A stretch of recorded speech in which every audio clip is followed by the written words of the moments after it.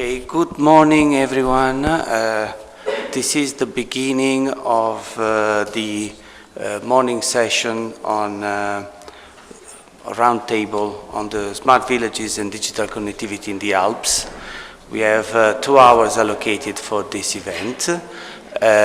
First of all, before I introduce the speakers and I introduce myself, I would like to remind you that there is a translation service. So whoever of you would like to use the earphones to get the translation from the English into Italian, please help yourself to the desk on the left.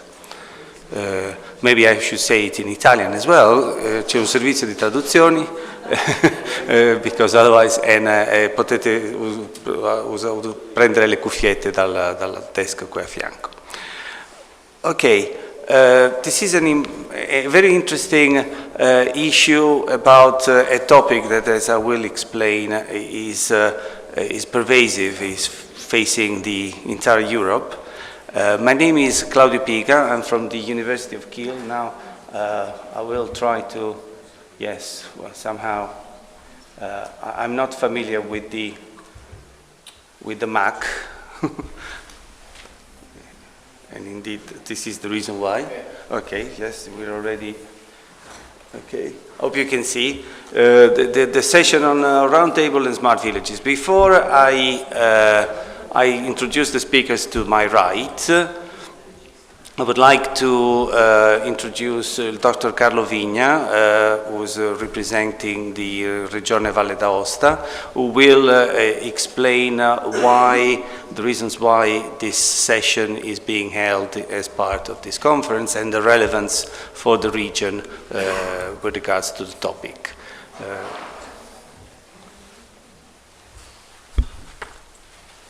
The banner, which probably you don't see, there is a banner down there, reflects the involvement, the institutional involvement of the Regione Valle d'Aosta in terms of smart villages and creation of a digital infrastructure in the Alpine area. Do you want to take this? I will take this way. Thank you, Professor Piga, and good morning, everyone. Just a few seconds to say that regional administration is very thank you. It's very pleased to organize this roundtable with the Aosta Valle University because smart villages and digital connectivity are main topics for our work as Innovation and Digital Agenda Department of Aosta Valle. We are leading the Action Group 5 of the EUSALP strategy. I think you know EUSALP strategy is a macro-regional strategy of all the Alpine regions, and also this is a very important topic because we think that smart villages connecting people are the key for economic growth of all the regions, so also for the Aosta Valle regions.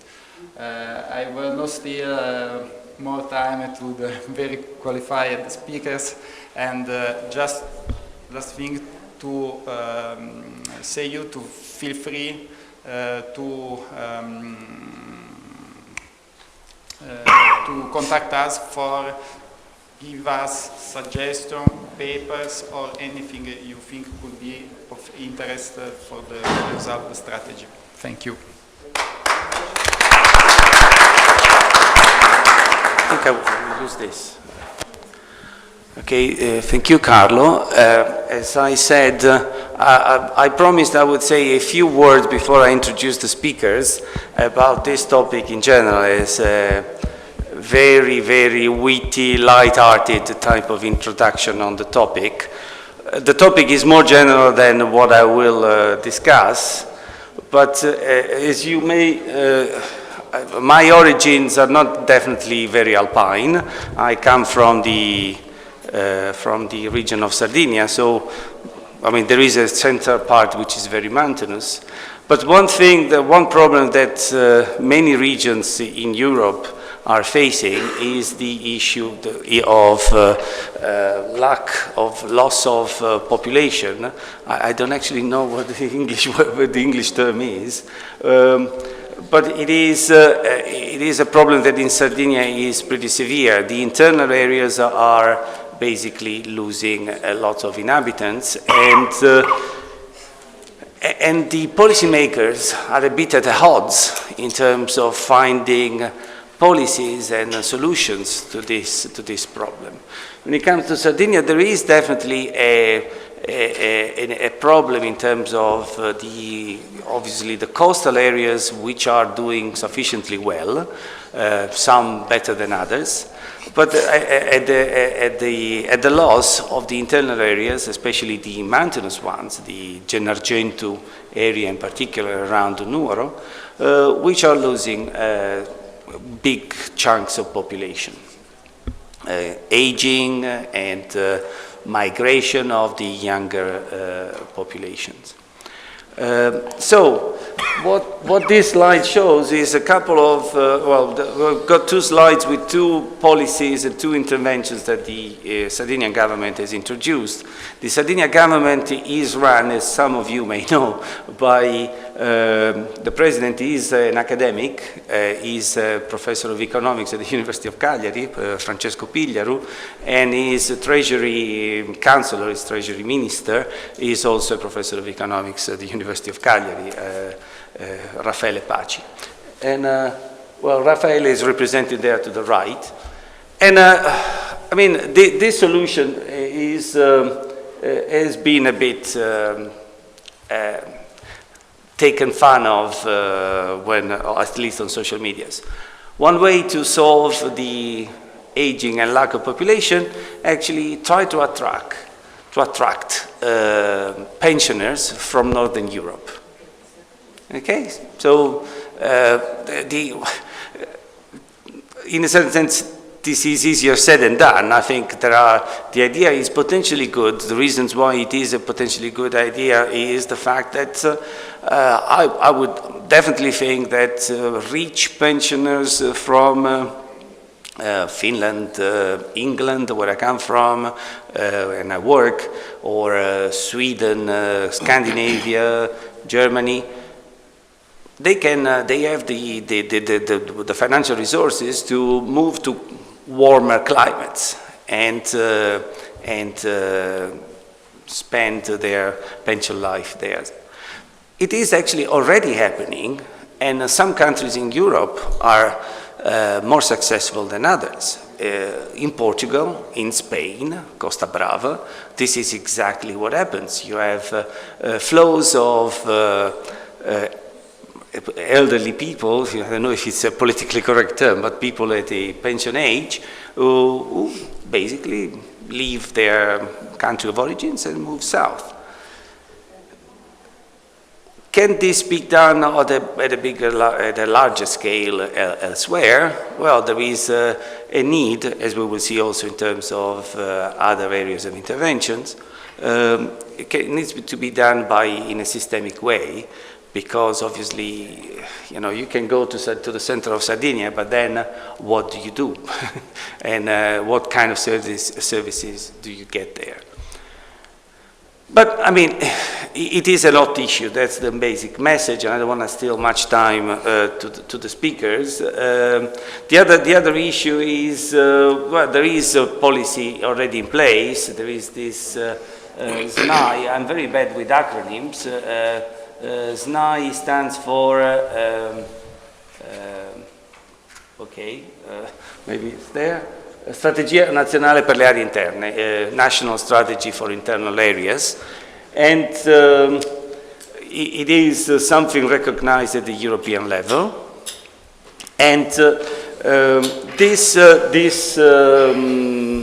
kind of recognition has been awarded to that small area to the left. Now, if you, this intervention, BT, is somewhere around here. So internal but northeast, whereas Marmilla and the SNAI intervention is for the other side. So internal areas, and Marmilla is also famous for another reasons, because Alps, which is the place where this contract has been signed, gave birth to an important political philosopher of the 20th century, Antonio Gramsci. Sardinia used to be producing lots of communist, relevant communists. So something is happening, but I think there is also probably the message here is that there is an important need to have a national dialogue between institutional parties, because there is definitely a shared problem there, and it would make much more sense, or I'm sure that it is already happening. It does make a lot of sense to have a coordinated approach to these interventions, these policies, and also share information in terms of good practice, best practice, what works, what does not work. Okay, this is my 3 pennies worth of advice, of comments about this topic. As I said, not relevant to the Alpine area. I think it's more relevant as in terms of the need to coordinate at national and, of course, international and EU level. I'm a strong European supporter for many reasons. Today's program. We have 4 speakers. Alberto Bramanti, to my right, will discuss the general concept of smart villages and smart areas and smart land, and the particular application to villages. Another application will be offered from the experience of Slovenia by Professor Darija Kukovic from the University of Maribor. I think the connecting the fil rouge, the connecting red line of any smart and any policy along these lines has to take into serious consideration elements of ICT, information communication technology, the infrastructure, the use, and so Davide Calonico from Consortio Top 9 will be discussing about this. And finally, the economic aspect of the use and investment in ICT will be discussed by Carlo Alberto Carnevale Maffei of SDA Bocconi. And the plan is to have 14 minutes per presentation. I will be checking on that. There will be possibility for a short question and answer with the audience after each presentation, and then we open, after the 4 presentations, the debate with the floor. So I think we will move on to, we will sit over there. I will continue to be here. Only one speaker will stay here, and the others can move back and forth. And so we start with Alberto Bramanti. Now, let me see if I can switch. I'm very bad with... No, questo.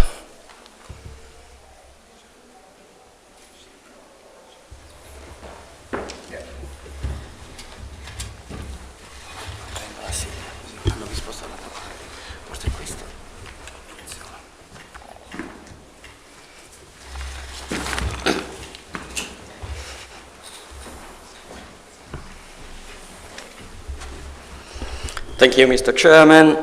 Thank you to the organizing. Thank you to all of you. From smart city to smart land is the main idea of my presentation. And the subtitle I've chosen is How to Promote Territorial Resilience and Sustainability. So let me start saying that local development, innovation, attractiveness are all words and sometimes buzzwords, chasing each other around an old need. And the old need is sustainability and the resilience of our territory and the well-being of our citizens. Sometimes these old needs seem to be new because the old answers are no more working. Sometimes it seems to be new because the new technology are offering us new opportunities. But in both cases, we have to carefully scrutinize the ongoing scenario in search for the real meaning and the appropriate declination of the word smart.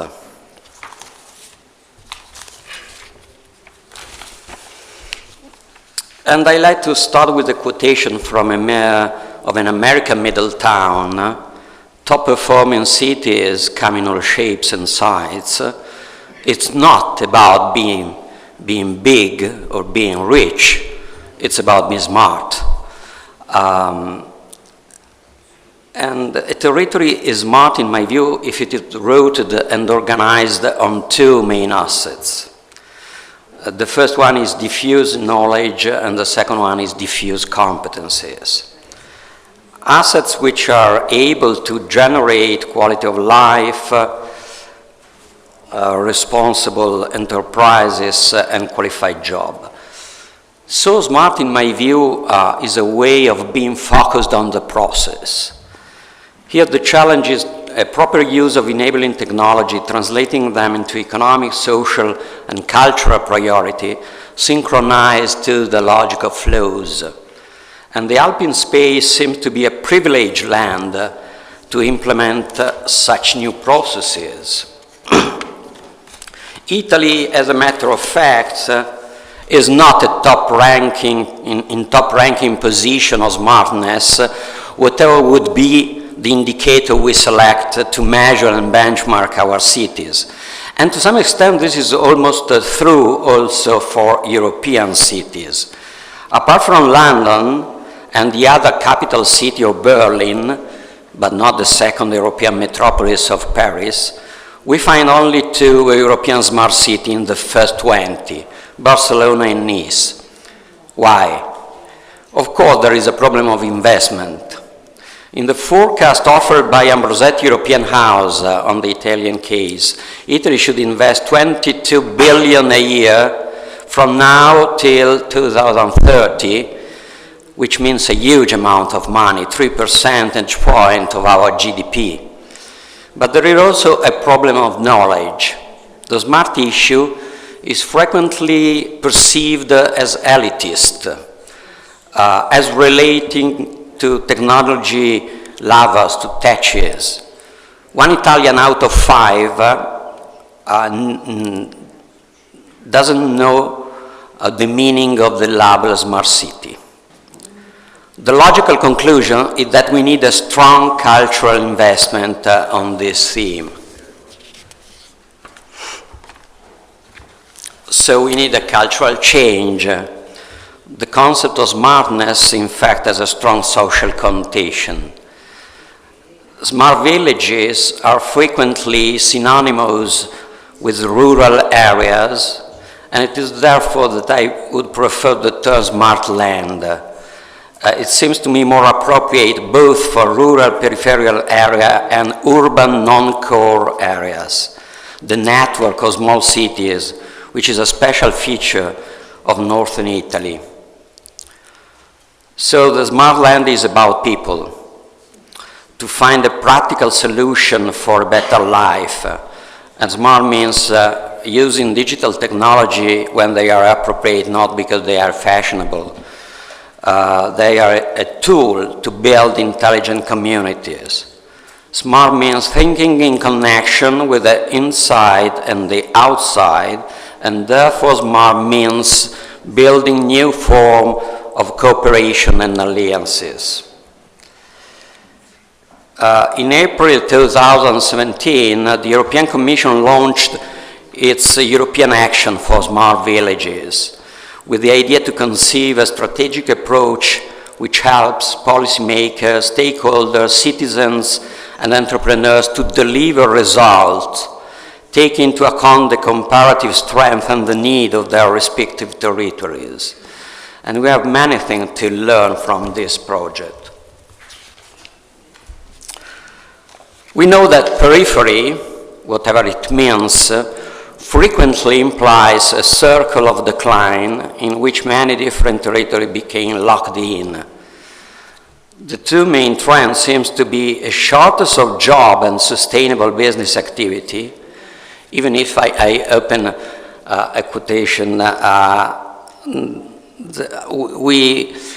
we had an interesting research presented yesterday and related to graduated people that shows us that autonomous regions have a superior capacity to keep them back, even when young people have studied outside. So it's a tricky, interesting to reason about that. Anyway, many times there is a shortage of job in periphery, and inadequate and declining services.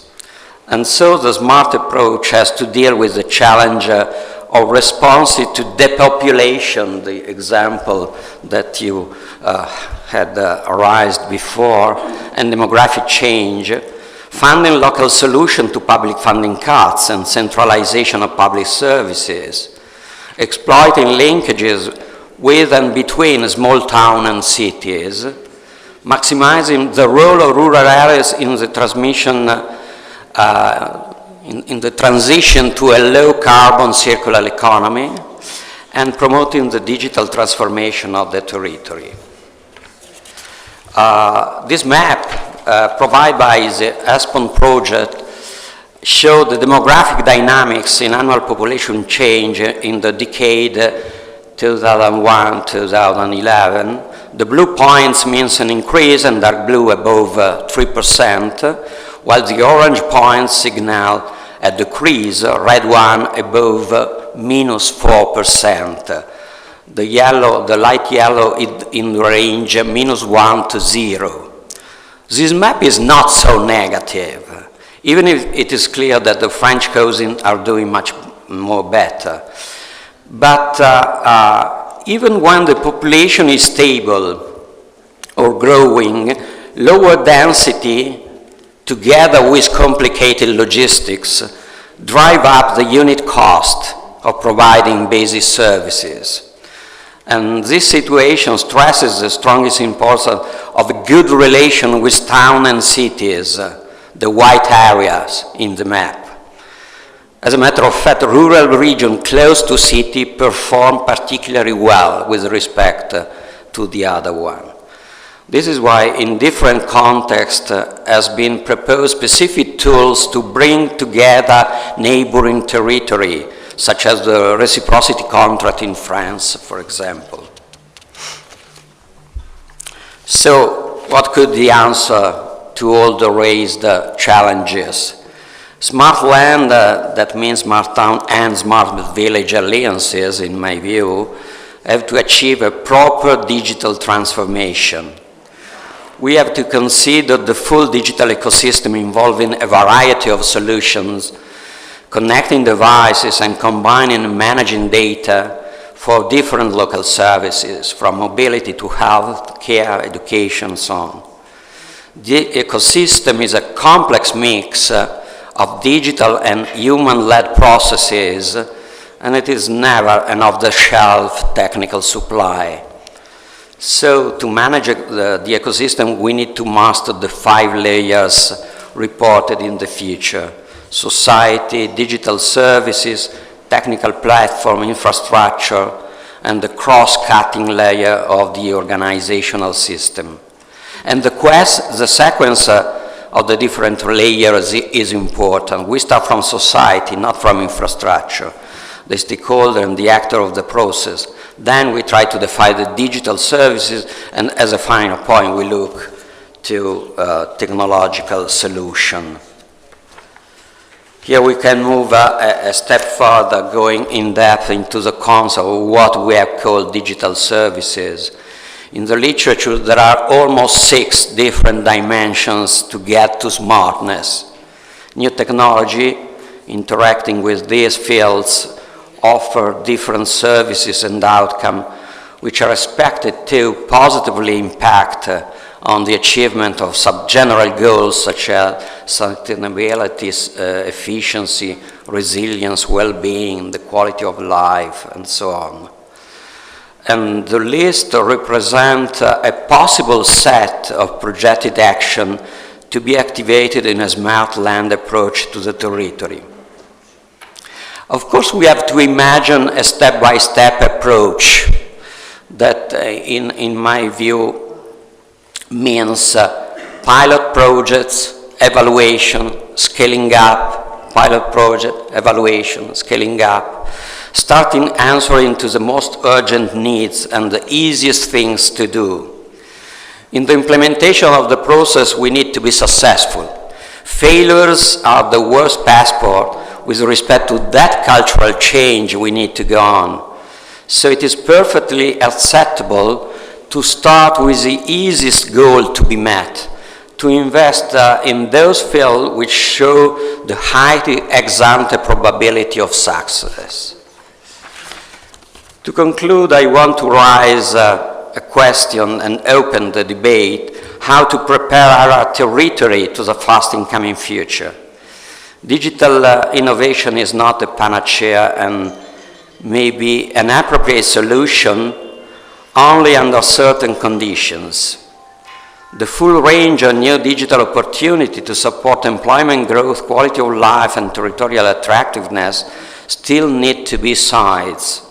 It requires innovative thinking at each level, stimulating digital demand, and also increasing digital literacy among the population, and training. We need young people motivated and training, and this is also an important field for new job creation. We know that we need also to raise our vision and strategy, and this will not only come from top-down inputs provided by expert or external consultants, but more probably is first and foremost a bottom-up construction, leveraging on living community and stakeholder at large. And in this path to Europe, rural development programs can be supportive in fostering, enabling, and scaling up the seeds of innovation already present in many different territories.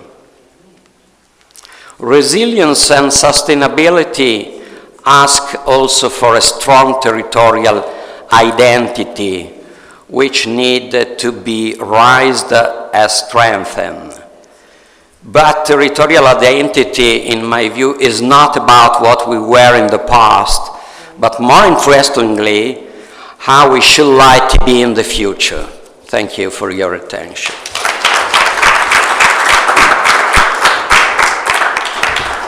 Fantastic timing. Got 45 seconds of my time. Any question?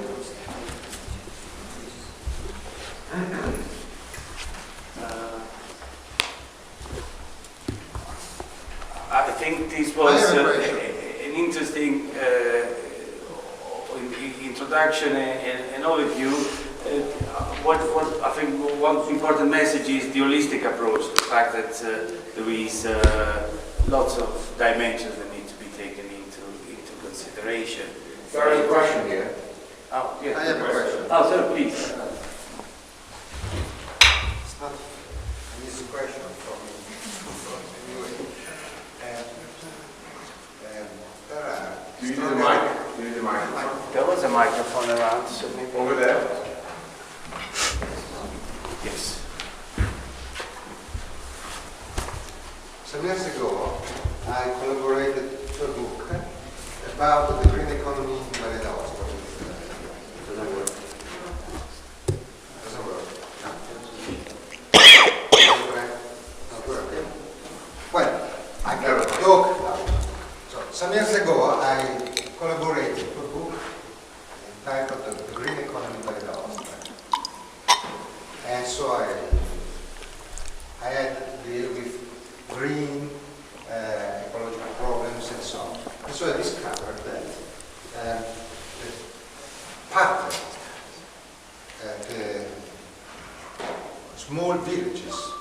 and case sparse. I don't know how to translate case sparse in English.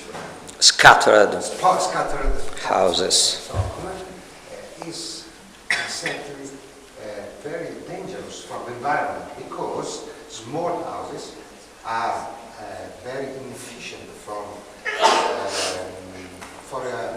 heating problems, and at the same time there is a need of transportation very high.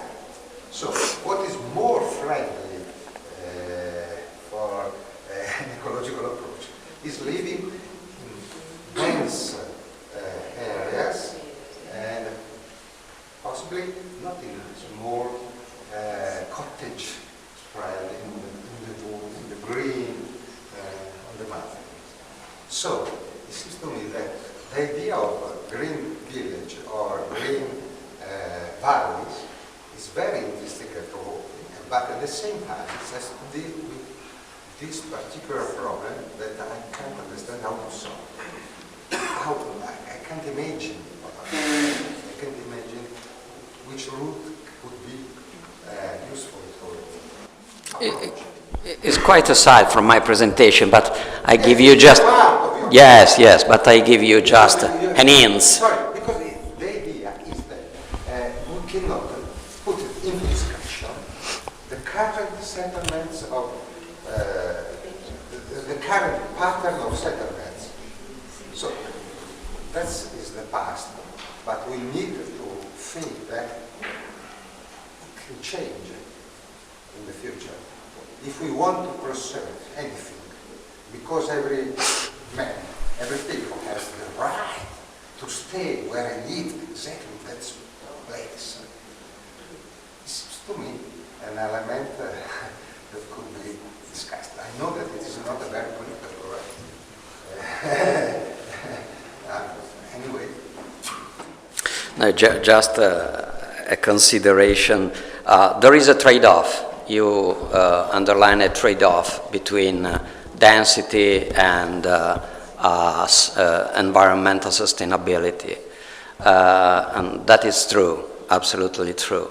So the implication I can try from your suggestion is we don't think to smartness and the use of technology to scatter all around the territory in a very remote, absolutely diffuse landscape, all our activity, because this should be possible from a technological point of view, but implies some other cost, and we have to balance the different things.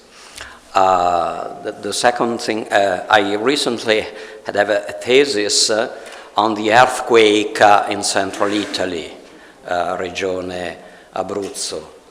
And one of the main interesting questions raised is if we have to rebuild exactly in the same way that it was before, or we can take the opportunity in comma, let me say, of the earthquake to rebuild in a new way. And it's not only the systemic consistency of the new building, that of course is necessary, but is the problem of where. The problem that is not so absolutely a must to rebuild exactly, to repropose the past. We can do something new. We can do something different. We have to answer to some question. So let me conclude with new technology and smartness are a new enabling technology and meta system that allow us to write this kind of question, but we have to answer, and the answer is not in technology. We need to have some answer, and then we can to have an appropriate approach to the use of new technology opportunity. Thank you. Thank you, Alberto. Tania?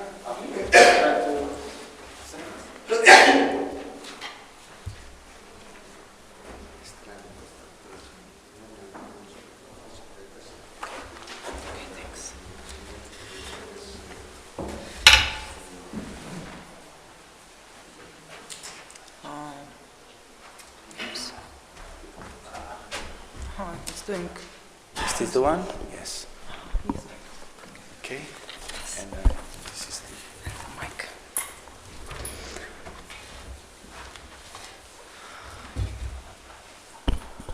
Hello to everybody.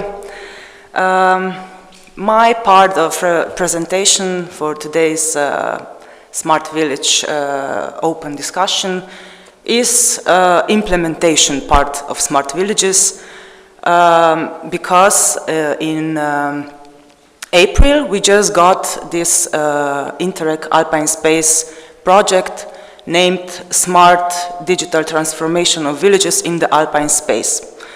The acronym is Smart Villages, so simple.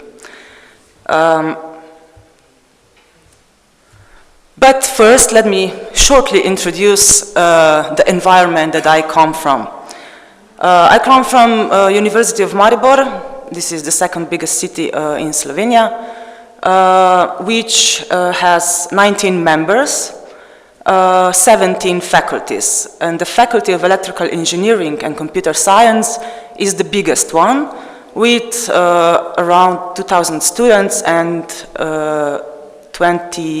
250 researchers. The University of Maribor, on the other hand, counts around 15,000 students and 2,000 employees. On the Faculty of Electrical Engineering and Computer Science, we have 8 institutes with 26 laboratories, and we are actually internationally recognized university with good education and research institutions within the fields of electrical engineering, computer science, informatics, communication and media, telecommunications, and mechatronics. Topic areas or niche technologies that we would like to explore in our future projects are smart cities and communities, factories of the future, cybersecurity with all these blockchain technologies, Earth observation, smart mobility, smart agriculture, renewables, and smart health. Okay, this is just for the introduction. Now I should start with the representation of Interreg Alpine Space project, Smart Villages. This project was proposed in a strategic initiative of EUSALP AG5 group. We follow priority area 1, innovative alpine space. Priority specific objective is improve the framework conditions for innovation in the alpine space. Duration of the project is from April 2018 and till May 2021. The budget is almost 2,700,000 euros, where ERDF funds counts around 2 million. The consortium is like this. The lead partner, the content lead partner is Swiss Center of Mountain Regions, SAP from Swiss. We, University of Maribor, are financial lead partners. And then we also have University of Ljubljana from Slovenia, Smartis city company from Slovenia, Poliedra, Politecnico di Milano from Italy, DAG from Genova, Italy, Energy und Umweltgeneratorbetriebs from Austria, Tiroler Zungenstimmung, sorry, from Austria, Software Competence Center from Austria, ADRETS from France, and then 2 regional authorities from Germany, and Region Lucerne West from Swiss. We have a lot of observers as well, because Interreg programs are actually policy-oriented projects. So policymakers should adopt these ideas. This is why we invited for our project to observe the Information Society Directorate from Ministry of Public Administration, Ministry of Education, Ministry of Agriculture, development centers, other regional structures and authorities. So this is the reason to easily adopt the ideas and the results, because this is one of the objectives. Let me introduce the summary. You know, Alpine space rural communities really miss highly needed jobs, good provision of services, as well as a good climate for entrepreneurship and social innovation, which of course, as we already heard, result in a brain drain. The solution might be, one of the solutions might be in digitalization, which is somehow promising approach to counter this situation. However, the digital divide between rural and urban areas has even increased in recent years. So this smart village approach in mountain areas could unlock this potential of local actors to make their region more attractive for live and to work.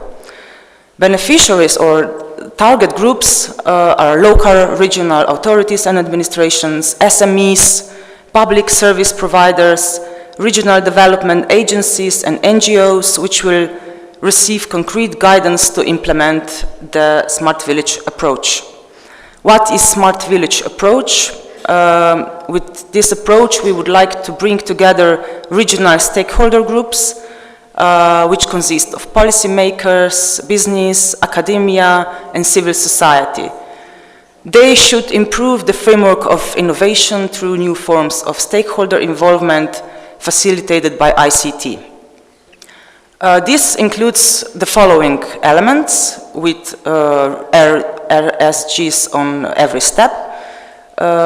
First, we should do the regional analysis of the smart village ecosystem in 9 test areas.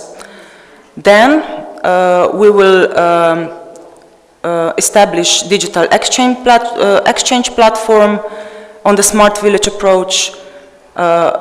In the same time, we will establish a smart village toolbox to enhance networks and services by means of digital, telecommunication technologies, innovations, and the better use of knowledge.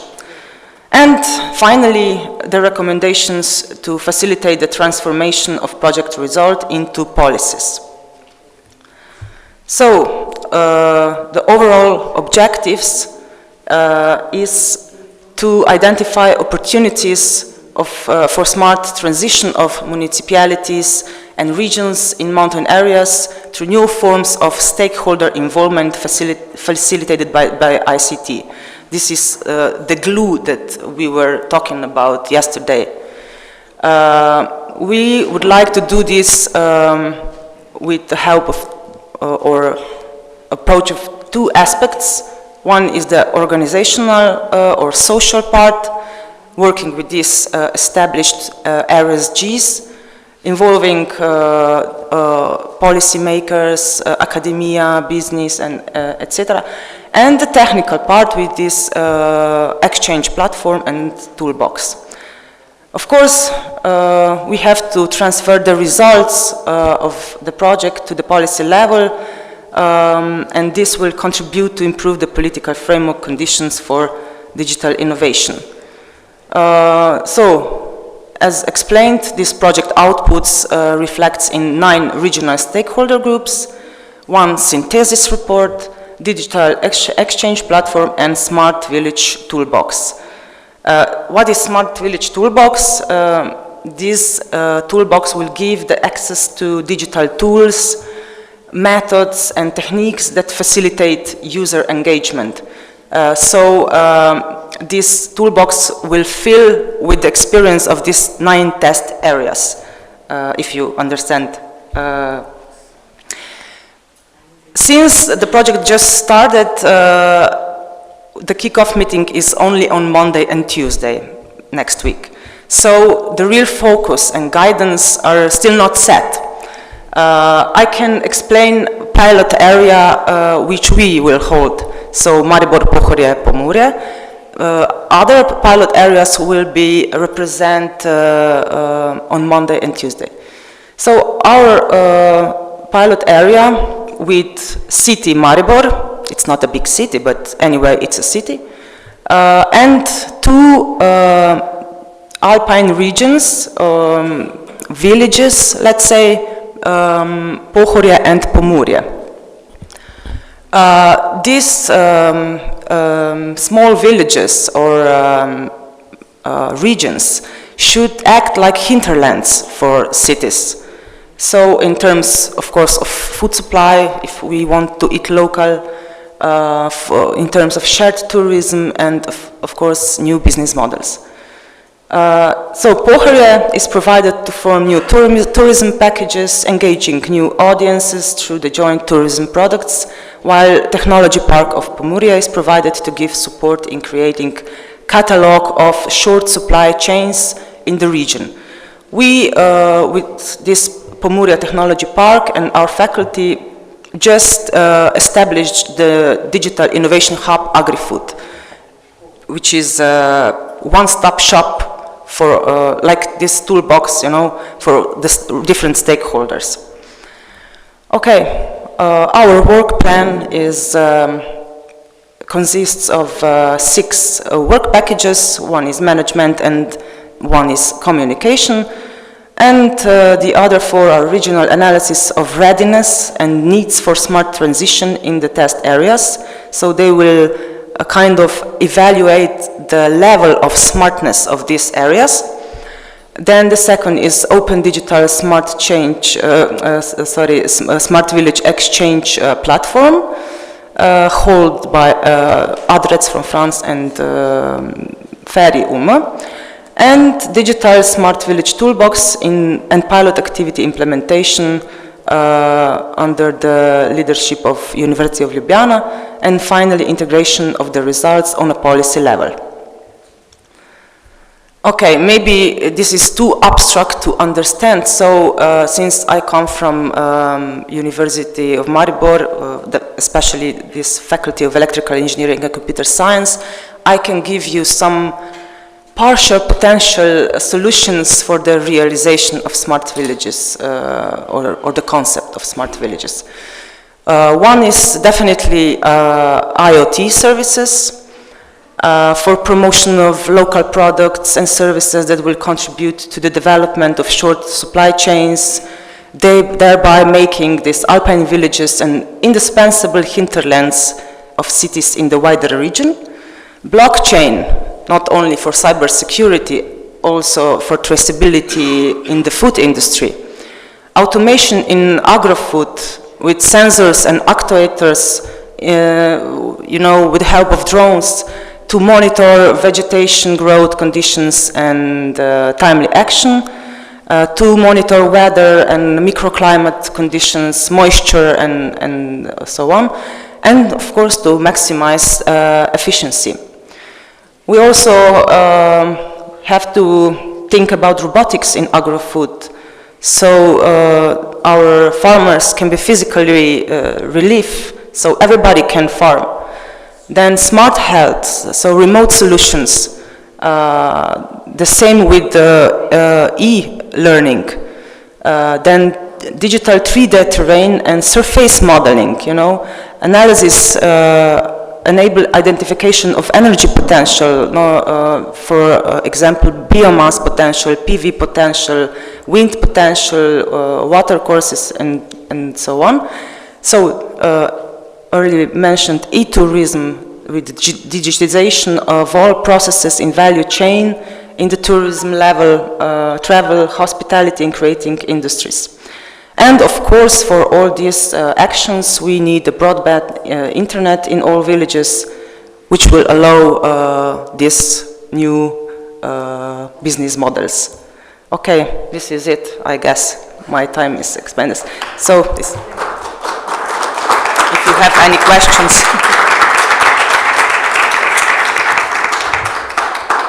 Again, questions? Maybe on the implementation side? I think, you know, this gives a general perspective of how complex matters need to be kind of reconciled and made consistent with one another as part of a bigger plan. And as we were saying before, there's a societal element that needs to be taken into account. It's quite interesting. What normally happens is when you have a situation where you try, for instance, there are situations in the case of productivity, you can put lots of complicated new technology in the factory, and these technologies are sometimes so flexible then they could make to work as the old technology, and the workers used to do exactly that. They could use the new technology, very flexible, to continue to work like they were doing in the past. So I think there is in this situation there is a nice interconnection with the psychology and sociology. Yes, of course. This is why these regional stakeholder groups are so important. Not only from the technological part, but you need different stakeholders like academia, like civil society, of course, to really understand and to reasonably use these technologies, of course. Okay. Thank you Okay. very much.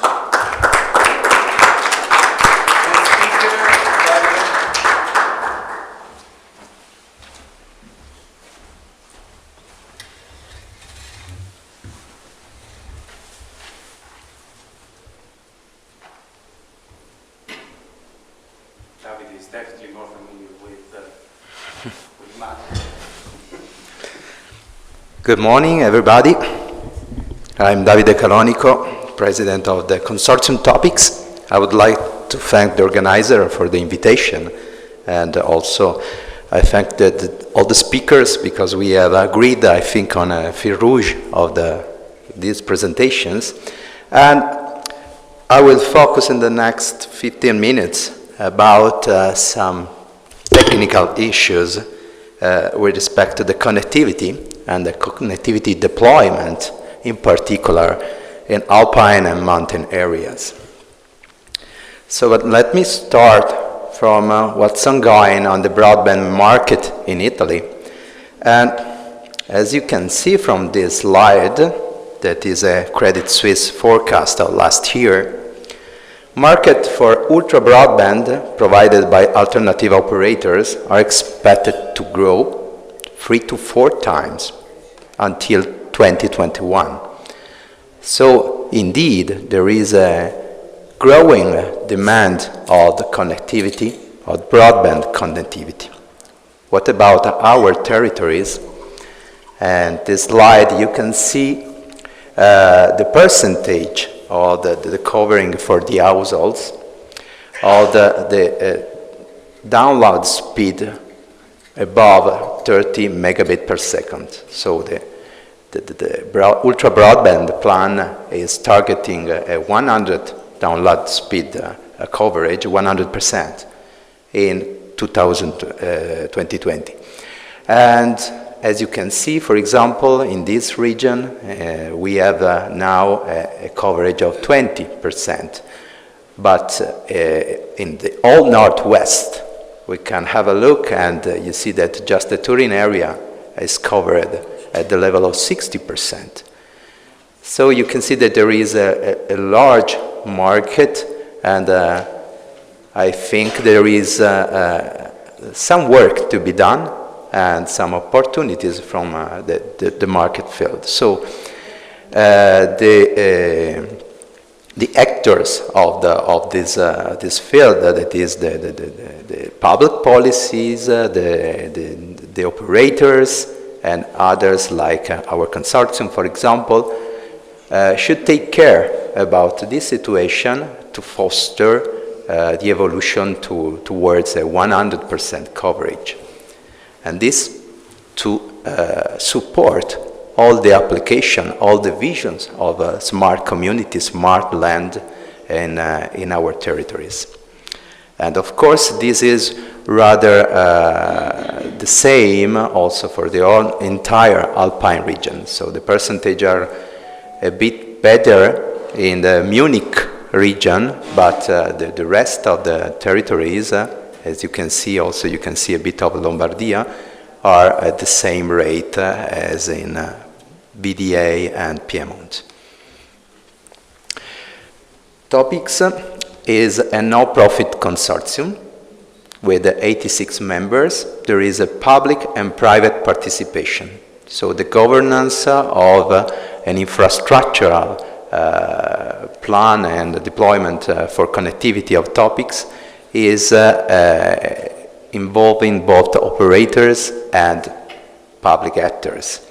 The mission is to manage the internet access, the internet exchange in the northwest of Italy, and in general to boost innovation by leveraging on infrastructure. Another important point is neutrality, and I will come back in a few minutes on this point as my views also for the Alpine region. So our structure, we have 20 employees, and this is the infrastructure that we are managing. We have about 700 kilometers of optical fibers, and we cover Piemonte, Val d'Aosta, and Milano. So we are no-profit and neutral, as I said, but our model, our governance model, technical models, let's say, is to have a distributed presence on the territory. This is rather important to let private operators to grow, to offer new business to these operators, and so to have more workers and also benefits for the population. And there is a special link, a special liaison with Valle d'Aosta. As you can see, we have several points of presence here in this region, working together with the administration. So basically, the key point of the topics experience that there is a model that could be looked also for an expansion on the Alpine region is to share the infrastructure, to lower the cost barrier, and to bring together private and public actors to build up business cases that are profitable for the private, but also profitable for the citizens of the territory. So coming to the network and entering the issues of a mountain area, so we have 3 basic points that are connectivity with fibers or fixed radio access, data centers, and the internet exchange. These are the 3 pillars that I would like to mention in the following. And this graph, this chart, is representing more or less the basic elements in the deployment of ultra-broadband connectivity. So, starting from the very infrastructural point of view, you need fiber connections. So I would not like to go into the details, but the backbone, a backhauling, and an ascent network are required. And we have now this technical possibility also to have the so-called fixed wireless access. And this is rather important because one of the main point in mountain areas is that having fibers everywhere could be extremely expensive. And so it's not a practical way to think in the next future for a global coverage of the Alpine region. Nonetheless, to counter the digital divide in mountain areas, technology offers today a powerful solution, and the picture is just showing this solution, that is the fixed wireless access. So starting from a fiber backbone that is fundamental to obtain ultra broadband, so you need a fiber, and in particular Val d'Aosta as a backbone, for example, It is important to have a redundancy on these fiber rolls. This is rather important. And this involves also in the Alpine region the possibility to have cross-border fibers. This is a point that I would like to stress here, because a good policy is to have the access to these cross-border that are still too expensive for a community or for small, medium companies. So they are very important to build up an infrastructure in the Alpine region to have access to this cross-border. Even where there is a backbone, a cross-border backbone could give you the redundancy that is rather important. The example in Valle d'Aosta is immediate. If we, for example, have a cut on the fiber in Settimo Torinese, that is at the beginning of the valley, then we can have also a shutdown for several hours on the connectivity, because there is just one way coming to the mountains area in Valle d'Aosta. What I was mentioning before is that the fixed wireless access mitigates the access of the citizens to ultra broadband connectivity, because we can have this backbone with the fiber, but then with the radio connections, we can cover the spread houses in the territory and other communities that are not linked to a fiber. And now the technology is enough to offer also ultra broadband connectivity. This is rather a good news. So this can be done. This is already done within, for example, the action of the consortium topics and of several companies that are relying on this business segment of fixed wireless access. Data center. Why data center in mountain areas could be really interesting as a technical issue to boost the connectivity and the digital evolution towards smart villages. The relevance is that data centers are important also for latency issues. Latency impacts the user experience. So lower latency makes a more responsive experience, so a better experience for the citizen. And for example, just to report something very intuitive, a fast download of a link of high latency can take longer than a slow download over a low latency link. So where are the contents matters. So if we have a data center close to the mountain area, this could really improve the experience, the digital experience of the users. And so to support the development in mountain areas of data center is, in my opinion, from my point of view, the second technical issue to take care in the future. And of course, there is not a good data center without a good backbone with the redundancy. So I come back to my first point. So with the data center closer to the users in mountain areas, for example, we can make good use of local caches, content delivery networks that also can boost economic unlocking values. We can host geographically closely to the user and also have a peering, have a support to peering that is very important. On top of that, an internet exchange is the third important step to set up also in all the Alpine region, in my opinion, because an internet exchange could really be the neutral point where local and global operators could exchange their contents. And so this is important to offer, to allow multiple providers to exchange the data traffic, to improve the effectiveness of the network, and so to accelerate the provider's business. And this will result in benefits for the providers, but of course, in benefits also for the users, also in terms of cost, and cost matters. So neutrality. I have mentioned that topics is a neutral in exchange, so I just report this quick reminder of what is net neutrality for the World Wide Web Foundation. So no blocking, no throttling, no paid prioritization.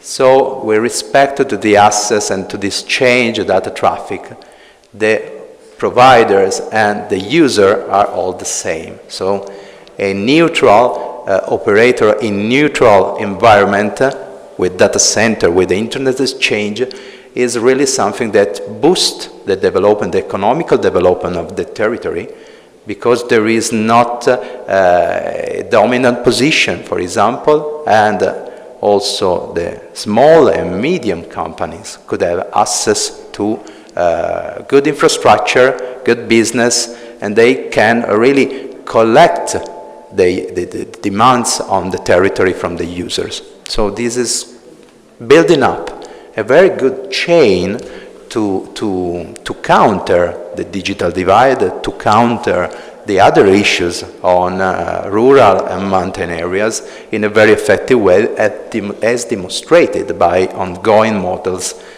built on neutrality.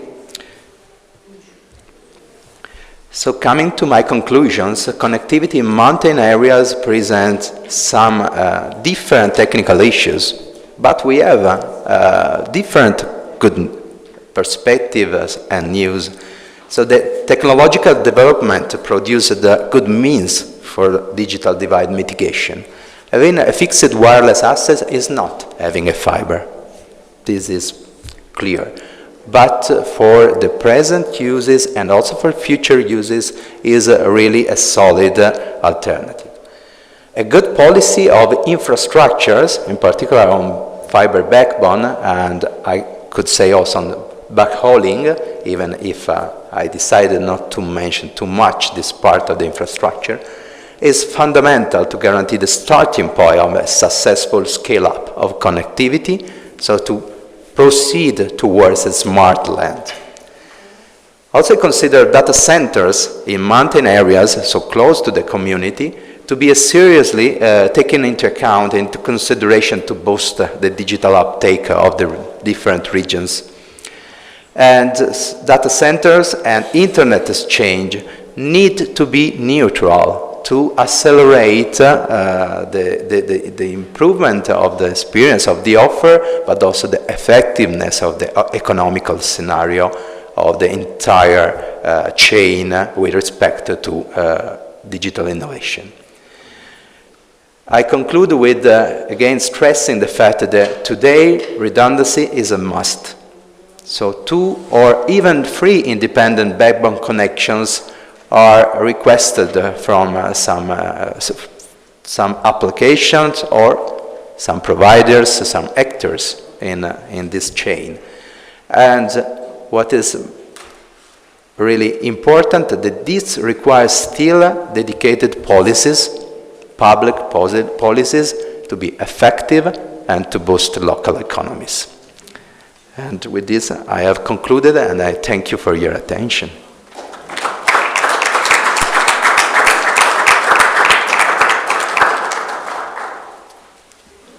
Questions, considerations? While the speech is still hot in our memory.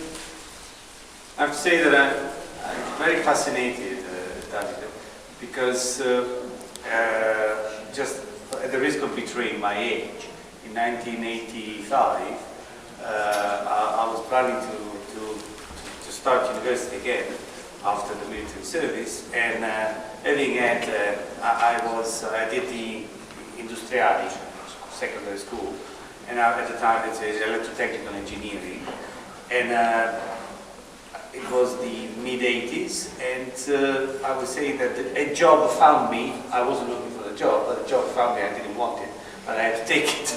And it was a job with Honeywell. And your presentation, Honeywell Computer Service, computer system. And your presentation reminded me of those days, because for 6 months, the European Union had paid me and a bunch of other youngsters to attend these courses on how to well, Honeywell was selling mainframes, computers. And to sell mainframes, you need to, in those days, you needed to understand how the whole system worked. And there was, obviously a completely different technology, but the same need to understand the infrastructure of that technology was needed there then and is needed now. My point being that there is a huge necessity in improving human capital in order to be able to understand the aspects of this technology, the subtleties, the application of these technologies, where these technologies will lead, will take us. Because actually the pace of innovation is incredible. The same technology, the router and the modem that I was taught in the 1980s was still operative until the late 90s, early 90s, early 2000s. So we were still dialing up through the modem, which was the same technology I was using in 85, 86. And in the space of 15 years now we've got broadband, we've got all this fantastic connectivity, which is completely different. I guess I'm not a technical expert, but there must be some similar protocols, must be very similar somehow. But at least the technology, the electronics is different.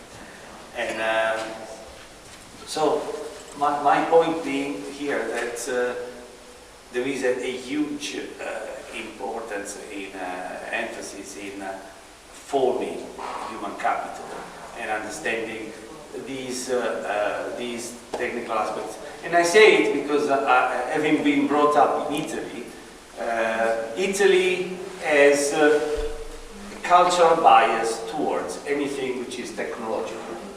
Our main emphasis, our intellectuals do not dirt their hands with practical things. Okay? And even Manzoni used to say, if you want to, with Azzecca Garbugli, Latinorum is what we use. Whereas sometimes it's really doing things practically that matters. And I have to say that this comparison is important to me because I live in the United Kingdom where Latinorum obviously is out of the way for obvious reasons. And so, when it comes to do things, they get them wrong many times, but until they get them right, they don't stop. And so the pragmatism of the British culture is, I think, something that we need to combine, because it is important, with our more classical type of education, and combine them with the prospect of using them for creating the markets of the future, the innovation that we need. But sorry, it wasn't a question, but I wanted So, if I can comment on this, I think that still these two pillars are really the most relevant. So, policies, public policies about the infrastructure and formation. So, to build up good engineers and good technicians is really relevant. What is my personal contribution is that within topics, but also I am a researcher at the National Italian Meteorological Institute, we don't see really a problem to find a job for our students or our young engineer. So my PhD students usually has couple of weeks of time to get a job after the PhD, and so my challenge now is to keep them with me, the best ones. And in topics we have once a junior engineer as their correct formation is very common that they would like to go to a bigger institution, bigger company, and so we are acting somehow as a formation institution, and so we are facing the fact that in this moment we would like to have more engineers, but network engineers are in a very small number with respect to our our requests. So formation is very, very important, and I am really sensible to young unemployment, and I can see that in this sector there is not this, there is the opposite. So this is very striking me also with respect to the general statistics about this issue in Italy. And so if you want to read Ne bamboccioni ne sfruttati is a very, very good recent book to face, to see the young situation with unemployment. So formation is really a key point, in particular with this digital innovation, smart lands, and Industry 4.0 we haven't mentioned yet. So this hype word.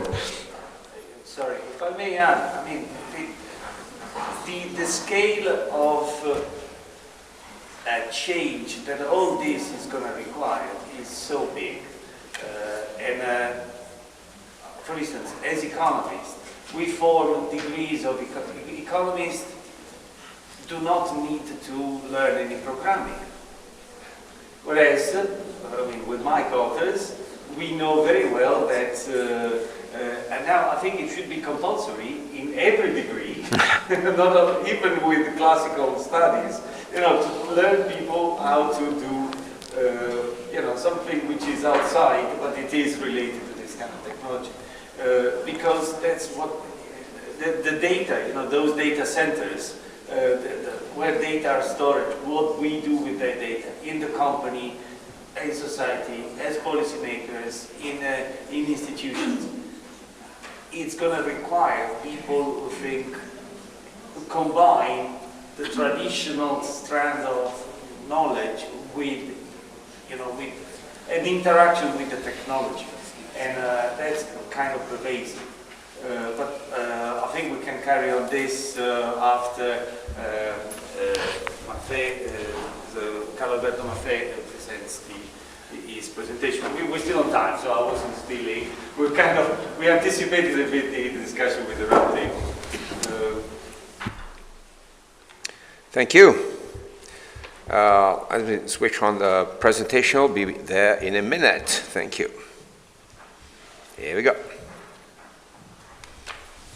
I'll speak, Stan, if you don't mind. Okay, yes, fantastic. Yes.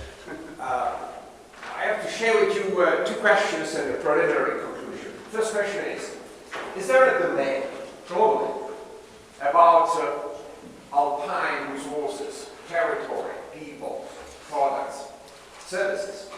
Well, the answer is yes, plenty.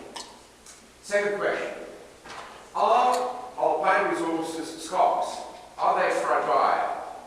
Are they difficult to access? Well, yes. Well, both questions drives up to a very important preliminary conclusion. We have a market.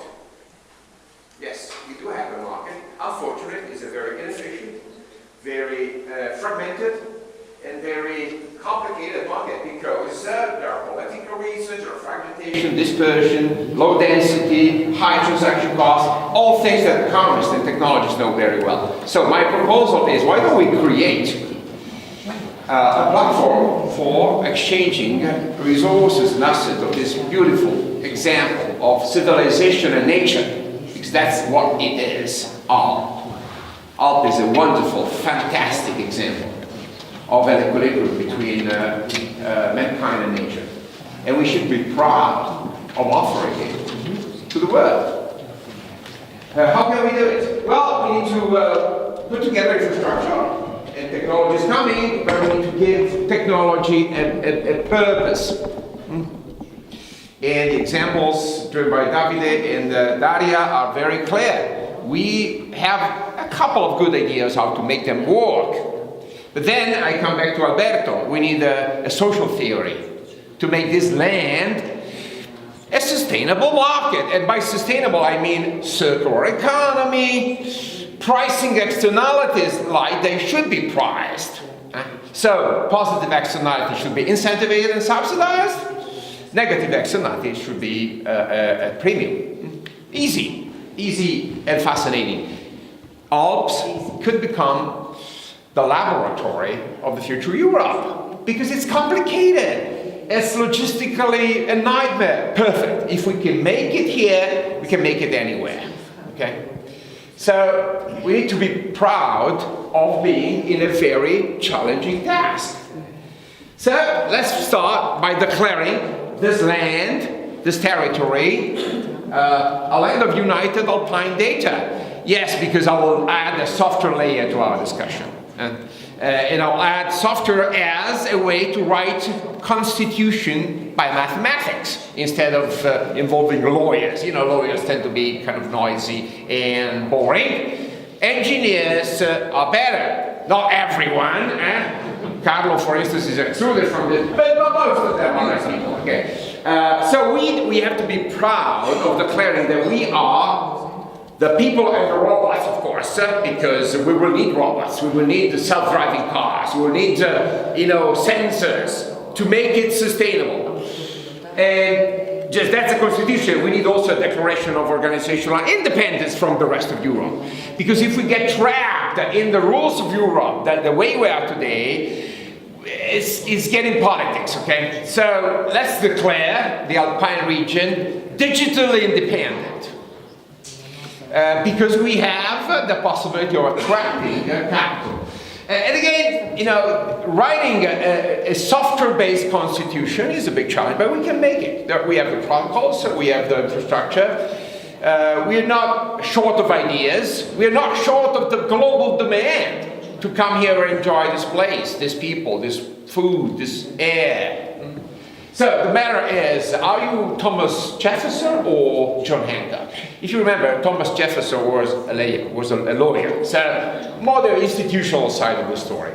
John Hancock was a merchant. He couldn't care less about politics. He wanted to make money, business, and that's America, if you can understand. Well, we need to be both. We need to be Jefferson and Hancock and write a constitution that captures the complexity of Alberto's point of view. So a land of equilibrium of social and political, but my contribution, we need business. We need to attract capital, attract human resources, retain talents, make this place not a place where we claim for a little bit of marginal attention. Not at all. Not at all. I think we deserve here to be first. Okay, we deserve to bring down the towers of Babel of languages that still fragment our land. This is a unity. Politics have separated in different languages, but technology can make it, again, united.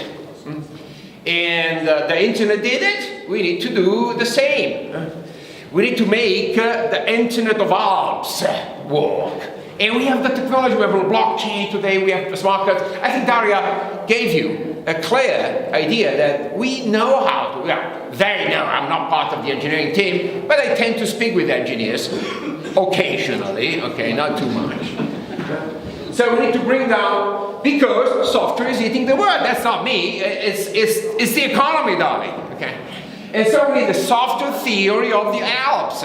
And software being a convergence between history, between social and political sciences, between technology and economics and business. Software is eating the world. That's why we need to change our view of capital, to change our view of labor, and to establish legal trust through mathematics. Here we go with blockchains. Okay? Because traceability, authentication, identification, today, that's the way to do it. Now, identity card, passport, this is old stuff. The economy of the Alps shall enjoy the challenge of becoming the first territory in Europe, probably in the world, in which national barrier fall and a new identity, digital identity, is born. Another element here about exploitation. Alps tend to run the risk of becoming what we call the tragedy of the commons. What is the tragedy of the commons? It's that economic theory. When you have excessive exploitation of a land, you destroy resources. We need to create rules of fair access to resources. Those who exceed those rules, so generate negative externality, will be charged for those that do not exceed the rules. So this requires a change in the legal framework. Let me quote a communist, real communist philosopher, Jean-Pierre Proudhon: property is theft. And an almost communist guy here, like Travis Kalanick, said property is not theft, it's an efficient method of asset allocation. As a matter of fact, my friends, software makes property, legal property, inefficient.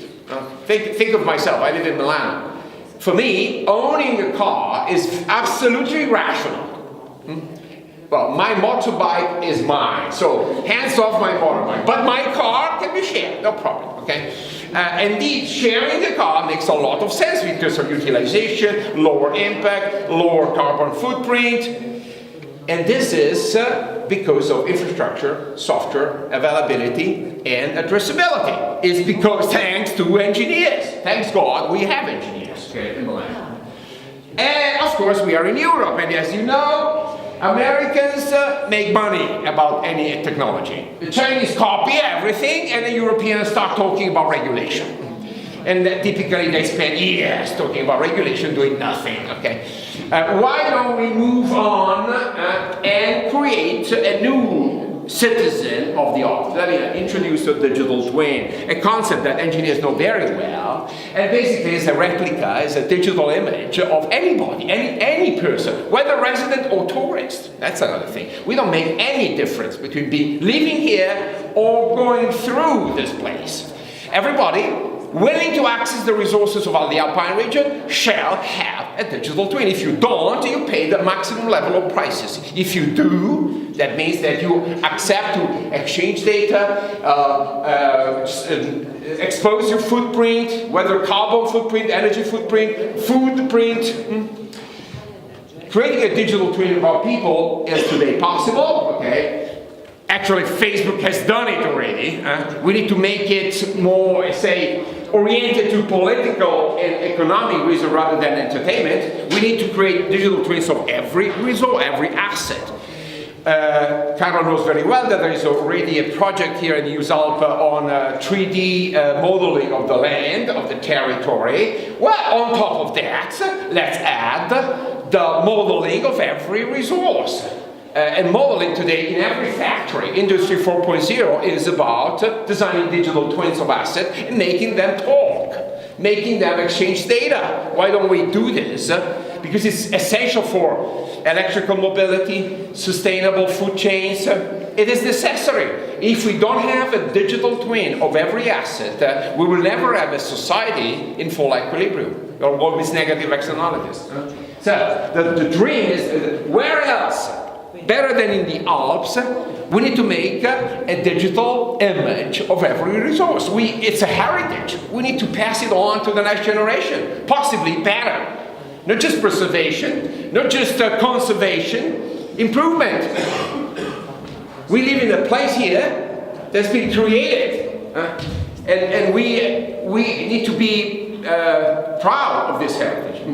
The logic of the market of this externality is taken from Cécile Pigou, an economist, the author of important treatises on welfare, and the author of the theory of carbon offset credits. Today we have globally a market of exchanges. Those who pollute pay for the rights of polluting from those that use recyclable energy, easygoing. So, in the presence of scarce resources of negative externality, Pigouvian exchanges are rational and they make externalities liquid, tradable, and rationally allocated. Why don't we create a market of externalities in the Alp region? Whereas everybody polluting or overusing, abusing the territory shall pay those who do the opposite. So generate sustainable energy, track every asset, and this creates incentive. Without public money, we don't need public money. We need a functioning, well-designed system of incentives. Therefore, a market mechanism. Well, we need to copy and create digital tokens. We use tokens today. Bitcoins are tokens. You want to enter the Forte, you have to buy a token. You live here, you generate externality, you sell tokens. So the Alps region becomes a marketplace of tokens of sustainability. We, in that sense, address the circular economy segment chapter of EUSALP strategy, which is a fundamental part of it. We use the infrastructure to generate these tokens because, of course, we need full coverage. And I share with you, Davide, the idea that fiber optic is good for something and then the rest is wireless. We are approaching 5G, and 5G will address beautifully the issue of latency and coverage of sparse area. I believe, and Carlo knows it, we started 10 years ago doing that, okay, here in Valle Aosta. So we need to associate the fact that carbon dioxide is like pollution. So today ICT can provide the basis for a realistic market of exchange. Externalities of using the Alps, again, I remind you, we have an excess potential demand. 7 billion people are desiring to come over here, to drink this place, to eat this place.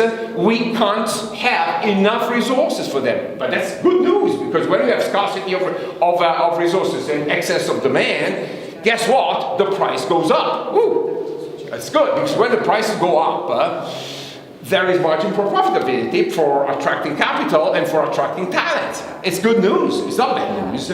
So don't think of the Alps like ownership of the residents. Think of the Alps as a wonderful market potential for everybody that believes in that potential, whether resident, tourist, or foreign direct investment, or whatever. Think of this place as a platform for exchanges, not like a heritage to be preserved. Not only, of course, heritage is part of the value. Let me add a couple of elements here. Of course, Daria already mentioned it, we need a blockchain. A specific blockchain for the Alpine region.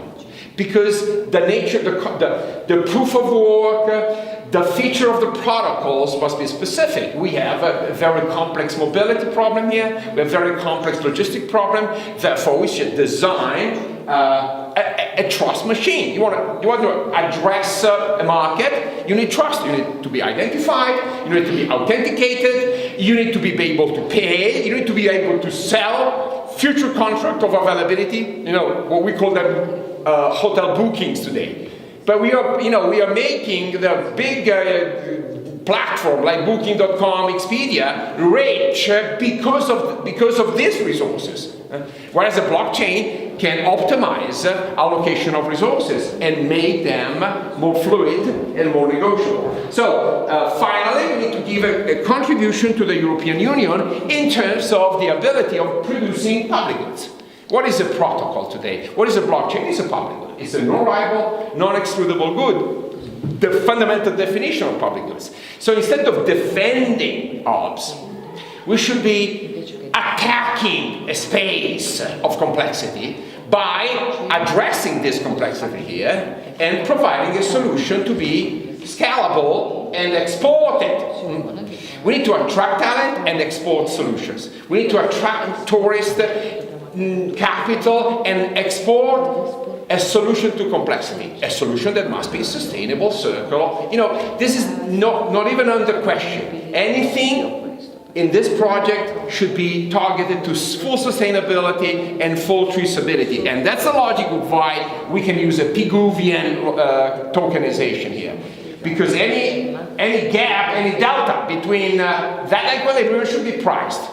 And that's good. I don't want an authority for controlling the usage of territory. I want a market. It makes it better. So every resident and tourist will have the chance of participating by signaling, making them aware. We need that distributed logic that comes with blockchain as opposed to a centralized logic. And it works better. And today with the technology, we can offer the possibility to everybody with a smartphone. We don't need any extra technology on the demand side. Okay, we need coverage, we need wireless access, but all you need to participate in this market is a smartphone or a portable device. So, come to the final proposal, to the proposal. Carlo knows that. a feasibility study for business application of the ICT infrastructure. Of course, the infrastructure is needed, and it's not just a generic infrastructure. We need backbone, backhauling, wireless for the last mile, and data center. Of course, I share entirely Davide's point of view, entirely. Otherwise, latency is too big, user experience won't work, security is not in place. We need to make it work, and we need to make it professional, right? And so we need to ask the European Union to give us the resources to make it happen very professionally, and then scale up. This requires an ecosystem of digital twin. We need to map every resource, every asset, and to transform it to the digital twin. Give it a digital API for exchange of data. That's the way we run ecosystem today. We make a digital cadastre, a catastro, okay, like Maria Teresa, of everything. This will require, of course, a standardization of protocol of exchange, which can do it. There are already protocols available. We need to select them. Smart cities, smart villages are based on protocol. Now, I share Alberto's point of view that digital lands, smart territories, smart region, smart nation. The Alpine region is a nation. It's a modern nation because many languages, many people, many different complexity. That's a new nation. Nation is not identity. Nation is openness, my friends. Let me quote some of the elements of the API ecosystem. Logistics, what I call triple zero mobility. So zero emissions, electric, zero accident, smart, okay, and zero ownership. Why do we need to own a car in Valle d'Aosta? What the hell? You have only 35 kilometer maximum extension of range.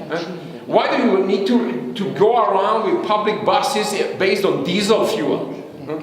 When you have full access to information, when we bring asymmetry of information down to the minimum level, we can allocate resources much better. And that's the logic of digital twin, that's the logic of infrastructure. Healthcare and safety, traceability of food and beverage. Sports and entertainment, making it and joining the Alpine land is a matter of responsibility and traceability. Otherwise, spend a lot of money to rescue skiers that are crashing one each other because they make selfies while skiing. Okay? That's dangerous. Okay? If you do that, you run a risk. I want a reasonable level of services, and wireless technology can solve the problem. I don't need to bring a 1 gigabyte connection to the last resort over the hill. Okay, I need to have a reasonable wireless connection everywhere. I need every square meter of the Alpine region covered with wireless, Davide. We know that, okay? That's the story of the game. If we do have that access, we can have the information and the digital twin of everything. Blockchains and smart contracts. If you look at civic.org, you discover an open structure, a form for authentication and access. Today, we still use passport and identity cards to cross borders. This is insane.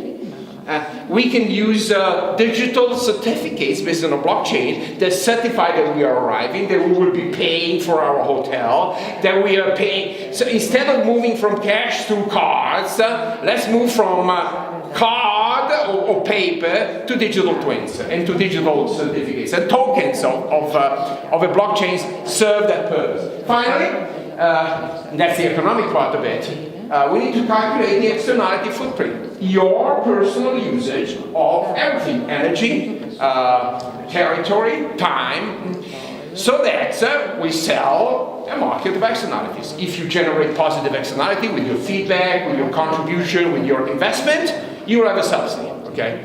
If you generate negative externality, you pay a premium, easy. It works like this in the market of carbon dioxide certificates. And the logic again is Cécile Pigou, a Pigouvian token for the Alps. Those who want to have access to the Alps shall buy or sell tokens. And we can organize what we call, it's an Alpine ICO, initial coin offering. It is the way to generate a blockchain with rights to access a resource. Let's use modern evolution of organizational theory to think about the Alps. No, don't look just the Middle Ages, okay? Middle Ages are all around us. I agree with Alberto, okay? Heritage is not enough. It's about the future, this discussion, about the future of Alps, not the past only. All humans, all assets, all resources, all homes, all hotels shall have an API and shall expose themselves. So I need to have full accessibility to all resources. That puts us in the condition of making them work, allocate them better, attract capital. Think about Aosta, we can create the first digital park for electric mobility in the world. It's a perfect placement. You have basically one point of entry, okay, Pont Saint-Martin, and no exit, okay. You're trapped, it's like a Disneyland for mobility. When you enter here, my friend, you are my prisoner. Okay, I know that you have the speaker of San Bernardo, but it's kind of hard, okay. We can organize a perfect example of digital electrical mobility. We call Toyota, we call Tesla, we call people, do come here and experiment for tourists and residents together. And that's the logic of offering the Alps as a laboratory. Not the poor guy asking for some charity. On the contrary. Okay, let's ask for the first investment, for the first experiment. Let's be laboratory of complexity. And in that case, low density and dispersion is a good thing, because try to make Milano a smart city. Good luck! È un enorme casino. Okay? But you can do better with Bard or Verres. No big deal, come on. We're talking about a little block of Milano, if anything. So the idea is, again, is to create an economic theory. As far as the architecture, the EIS city framework, I belong to the CEFRI research group in Politecnico di Milano, and we're designing the rules of smart city architecture globally. And the Alpine region needs to be adapted. Again, it's not just smart city, it's more Alberto smart land. Just to give you an idea, in Lombardy, we experimented the first European example of digital ecosystem. It's called EO15. It was introduced because of the Milan exhibition, or the so-called Expo, okay, right, 3 years ago. It's working very well. The Lombard region made it compulsory for every money spent in Lombardy to be compatible with EO15. You can't spend 1 penny in Lombardy unless you generate data and you take data from your... It's a new constitution of business and institution. That's the way you go. And it combines a catalog. Okay. You have a management board, which is public, but everybody else is business, is private. And we have aeroporti, we have railway station, we have hospital, we have police forces, all together sharing data. We have banks, we have logistics, we have supply chain ecosystem. It's working. It's a wonderful experiment. It can be translated in anywhere else in Lombardy is part of the Alpine region, by the way. So we have already a software layer of a digital ecosystem for making exchange. At this stage, it's entirely open, and we have access to all the code, all the protocols, and all the logic. I'll attach you a brief description just in case you need to want it, with all the references to provide later. So I conclude, that's my final slide. All you need is love. Not love, a little bit of love, yes. Too much love will kill you, but too much law will kill you. We don't need public money, except, Carlo, for a feasibility study, of course. We do need to create attractivity and retention of human capital, like you guys, and financial capital, of course. And you attract financial capital if you provide a stable, attractive market theory. And since, again, I come back to and conclude my two assumptions. Is there a global demand for this beautiful land? The answer is, oh, yes. Is there scarcity that must be organized so that that demand is sustainable, accountable, responsible? Oh, yes. And all we need is law. All we need is a settlement. All we need is a constitution. This region can teach the world on how to combine tradition, heritage, innovation, and technology. It's your turn. Thank you very much.